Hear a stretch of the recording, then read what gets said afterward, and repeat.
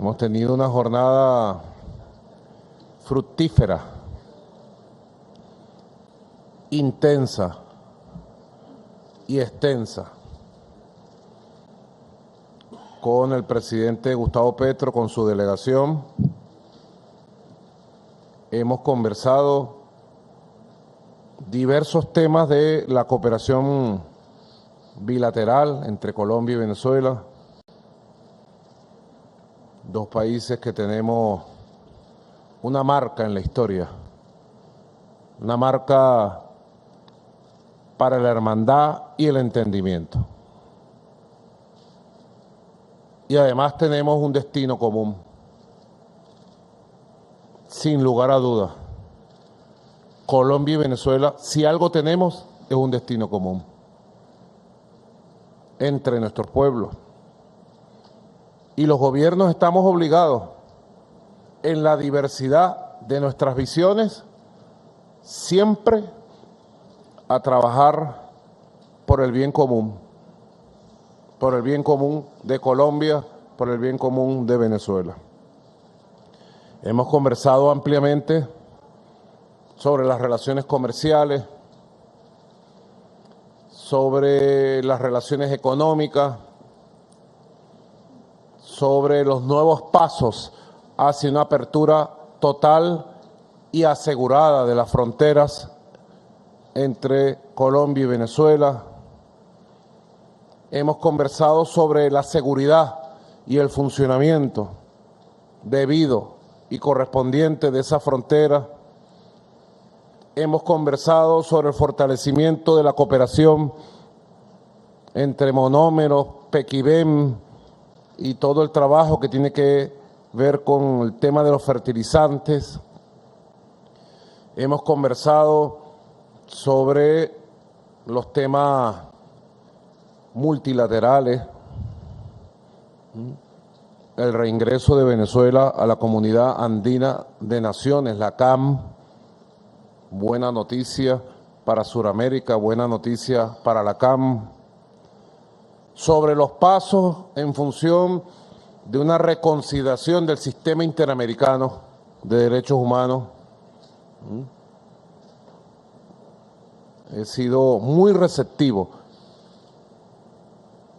y así será en el transcurso de las próximas semanas en relación a este interesante tema planteado por el presidente Gustavo Petro. Hemos conversado sobre el fortalecimiento de la Comunidad de Estados Latinoamericanos, la CELAC. Hemos conversado sobre los planes para la recuperación del Amazonas, el fortalecimiento de la Organización del Tratado Amazónica Suramericano. Hemos conversado sobre la necesidad de llevar una posición común como América del Sur, como América Latina y el Caribe a la COP27 en Egipto, y todos los temas del cambio climático como temas fundamentales hoy por hoy de supervivencia de la especie humana. Y bueno, hemos avanzado en diversos temas que tienen que ver con el fortalecimiento de la visión multilateral desde nuestro continente y en general hacia el sistema de Naciones Unidas. Tenemos un conjunto de temas importantes sobre los cuales vamos a trabajar de aquí en adelante en materia comercial, en materia económica, en materia de seguridad fronteriza, en materia de lucha contra el narcotráfico, bueno, y en materia de seguir fortaleciendo nuestras relaciones diplomáticas, las relaciones consulares, el buen tratamiento de la población migratoria, de la población que migra de Colombia a Venezuela, de Venezuela a Colombia. Así que bueno, yo pienso que ha sido un primer encuentro fructífero, verdaderamente auspicioso, con buenos resultados y seguramente de aquí en adelante, en lo que resta de este año 2022, habrá buenas noticias para ambas poblaciones y seguramente iremos encaminando del 2023 en adelante los pasos de integración y de fortalecimiento entre las relaciones de nuestros pueblos, de nuestros gobiernos y de nuestros dos países. Presidente Gustavo Petro, usted siempre será muy bienvenido a la patria de Bolívar, a nuestra hermosa patria. Gracias, muchas gracias. Palabras del excelentísimo señor Gustavo Petro, presidente de la República de Colombia. Gracias, señor presidente de la República Bolivariana de Venezuela, Nicolás Maduro Moros. Primera combatiente, Cilia Flores de Maduro y sus hijos, Nicolás, que se llama como mi hijo y nacieron en la misma fecha. Vicepresidente de la República Bolivariana de Venezuela, Delcy Rodríguez. Ministro de Relaciones Exteriores de la República Bolivariana de Venezuela, Carlos Faría. Embajador de la República Bolivariana de Venezuela, Félix Ramón Plasencia González. A nuestros funcionarios del gobierno colombiano, el embajador de Colombia ante la República Bolivariana de Venezuela, Armando Benedetti, nuestro canciller, nuestra jefa de gabinete, nuestro embajador ante la Organización de Estados Americanos, que fue además miembro del Sistema Interamericano de Derechos Humanos como miembro de la Comisión Interamericana, a la prensa nacional, a la colombiana, a la prensa venezolana, a todos los y todas los ciudadanos aquí presentes. En estas horas, indudablemente pasamos desde los problemas de vecinos hasta hablar del mundo y sus problemas también cada vez más agobiantes. Es antinatural, en términos más humanos diría antihistórico, el que Colombia y Venezuela se separen. Alguna vez ocurrió en un mal momento y no debe ocurrir porque somos el mismo pueblo, lazos de sangre nos juntan. Es difícil diferenciar en las herencias de los colombianos, sobre todo en la frontera, de los venezolanos que recibieron a millones de colombianos hace décadas aquí. Es difícil diferenciar genes de uno y otro pueblo, somos lo mismo. Estamos mezclados por la historia, por una raíz común y por la sangre. Por tanto, separar las naciones se convierte realmente en una aventura suicida. No utilizaría peyorativos que bien merecerían, porque cualquiera que sean las formas políticas que se adopten en una u otra nación, la amistad de los dos pueblos debe mantenerse. Eso nos lo enseñaron los europeos, que se mataron por decenas de millones, 17 millones en la Primera Guerra Mundial, 50 en la Segunda, y hoy han entendido que su camino es el buen vecino en primer lugar, los comercios que se fortalezan entre el vecindario, a eso le llaman globalización paradójicamente, y la articulación en una política común incluso, en una integración que va mucho más allá en Europa que la que hemos logrado en Latinoamérica. A pesar de nuestro discurso, los europeos han hecho más. Por tanto, aquí después de varios años, 6, dice la prensa, vuelve un presidente colombiano y un presidente venezolano a juntarse y a hablar. Creo que debió ser casi que semanalmente y no esos 6 años, pero aquí estamos para recomenzar un camino que es difícil, pero que hay que andar. Ese camino comienza por reconstruir la frontera. La frontera está en manos de las mafias, quedó en manos de las mafias, de lo que llamamos las organizaciones multicrimen, organizaciones cuya cabeza, cuya jefatura ya es multinacional, que es la expresión de un fracaso en algo que se llama la guerra contra las drogas, que comenzó hace 50 años y lo que nos ha dejado hoy es desestabilización democrática, 1 millón de muertos en América Latina y territorios que realmente se han perdido, tanto para las sociedades como para los estados, hundiendo incluso a países enteros en crisis a lo largo y ancho de esas rutas de tráfico.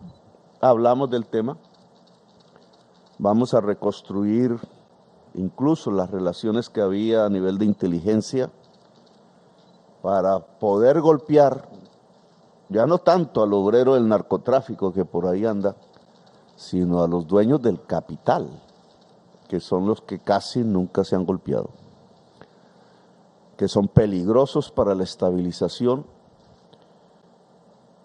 política, que además demanda, ojalá, una gran conferencia latinoamericana de presidentes para reexaminar el fracaso que en las últimas 5 décadas hemos cometido. No nos ha dejado sino muertos, sangre, cárcel. Muertos aquí y muertos en los Estados Unidos. Ya alcanzan una cifra de casi 110,000 muertos por año por una sustancia que ni siquiera se produce en ningún rincón de América, que es el fentanilo. Hemos hablado entonces de que esa frontera recobre su vigor comercial. Planteamos hacer una reunión de empresarios colombianos y venezolanos en Cartagena. Vamos a que sea en Cartagena, devolviendo nuestra visita aquí, para que ellos mismos construyan los lazos de manera libre, que fortalezcan las bases de un comercio ojalá poderoso, ojalá plural, donde el pequeño campesino pueda llegar aquí, donde el pequeño campesino de aquí pueda llegar allá, comercio también popular, de las economías populares. Hablamos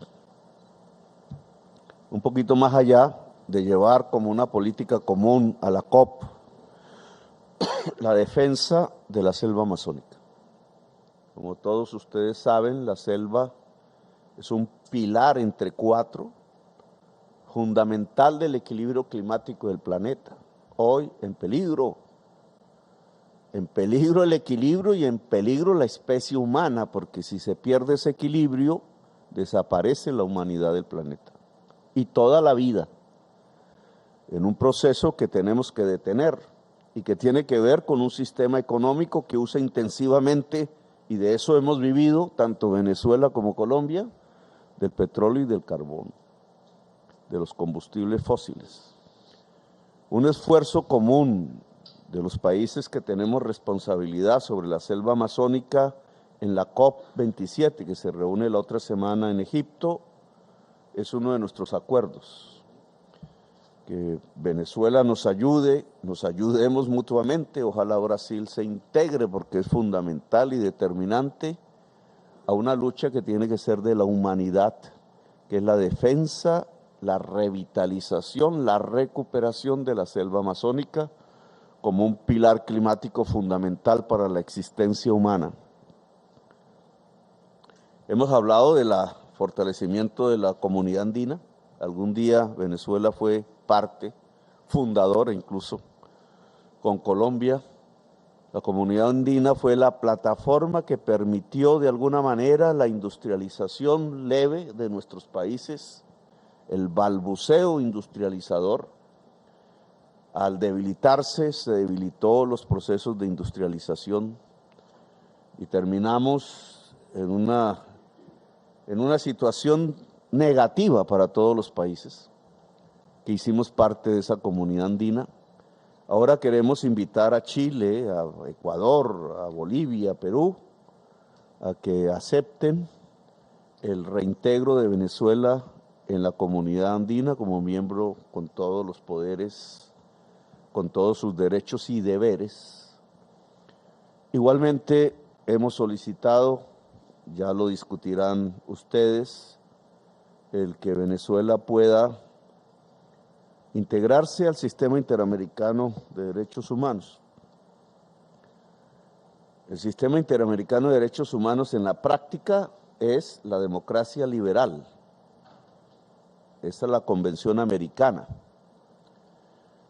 Una vez se aprobó la Convención Americana, lo que vino en América Latina, esa creo que se firmó en 1972, si mal no recuerdo, ahí averígüenme la fecha, empezó a construirse a finales de los años 60 por líderes hombres. En ese entonces la mujer estaba relegada por los hombres en el poder político, poco liberal esa actitud,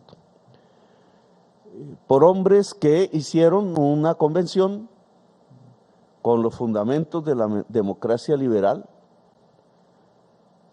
y al año siguiente lo que vino fue el golpe de Estado contra Salvador Allende, o sea, la destrucción total de la democracia, incluso en los preceptos más liberales y fundamentales, la dictadura de Pinochet.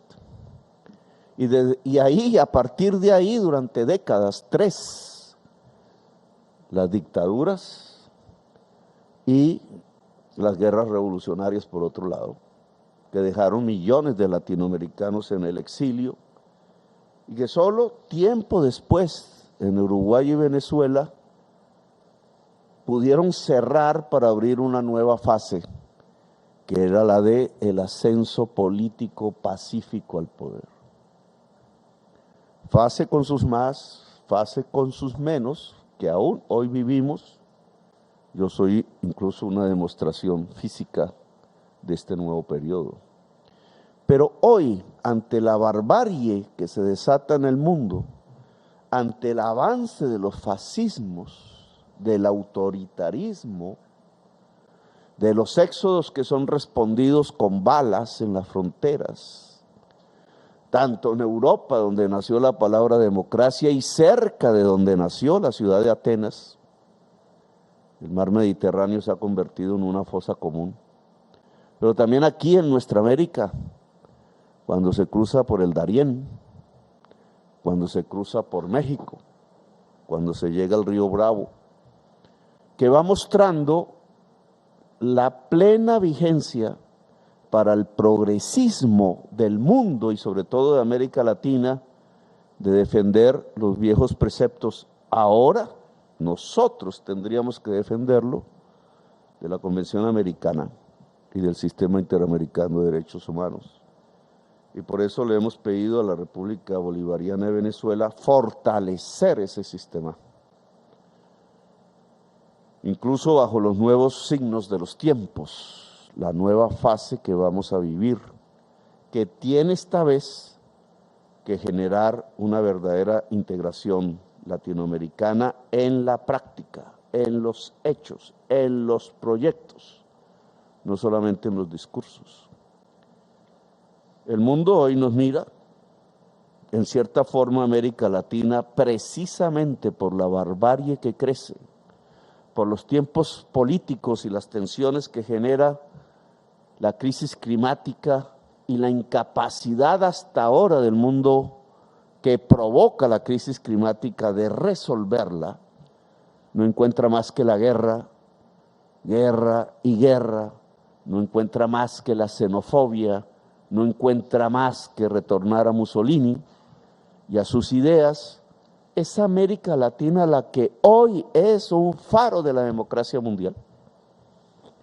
Antaño, Bolívar quizás es un ejemplo de eso. Seguimos ideas, tradujimos a la luz de la vela las palabras del francés con un diccionario para encontrar lo que eran las nuevas teorías democráticas, y nos levantamos en armas en ese entonces y ganamos, pero no aplicamos las teorías. Hoy no seguimos, hoy no hay nada que seguir. Nada en el mundo nos está diciendo tradúzcanme con el esfuerzo de la luz de las velas o de las luces hoy LED. Ahora nos toca a nosotros. Hoy, en cierta forma, vamos solitarios, pero podemos ser una antorcha, un faro, si queremos. Y creo que nos corresponde el turno de ser faro. Y en esa medida, integrarnos, ubicar los cauces de la democracia, vincularnos al pueblo sin el cual nada es posible y poder alumbrar otra vez un siglo de las luces que se necesita, porque si no aparece un siglo de las luces en este siglo XXI, lo que viene es la extinción.